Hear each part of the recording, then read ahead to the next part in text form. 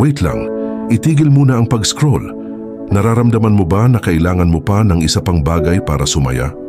Ang ebanghelyo natin ngayon ay isang direktang hamon sa mentalidad na magtayo ng mas malaking kamalig. Bible verse. Lucas 12:15. Sinabi ni Jesus sa kanila, "Mag-ingat kayo sa lahat ng uri ng kasakiman, sapagkat ang buhay ng tao ay hindi nakasalalay sa dami ng kanyang ari-arian."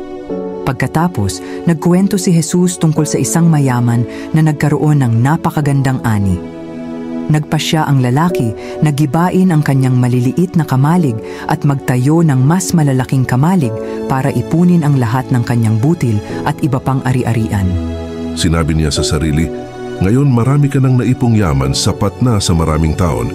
Magpahinga ka na, kumain, uminom at magsaya."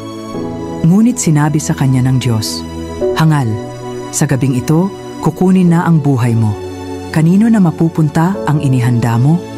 Nagwakas si Jesus, "Ganyan ang mangyayari sa sinumang nag-iipon ng kayamanan para sa sarili, ngunit hindi nagpapayaman sa paningin ng Diyos."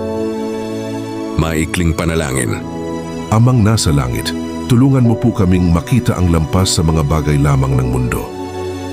Naway hangarin namin na mag-ipon ng kayamanan sa iyong kaharian, hindi sa aming mga kamalig.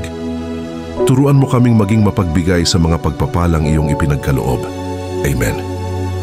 Kaibigan, alam mo ba na ang hangal na mayaman ay iniisip lamang ang maginhawang buhay para sa sarili niya?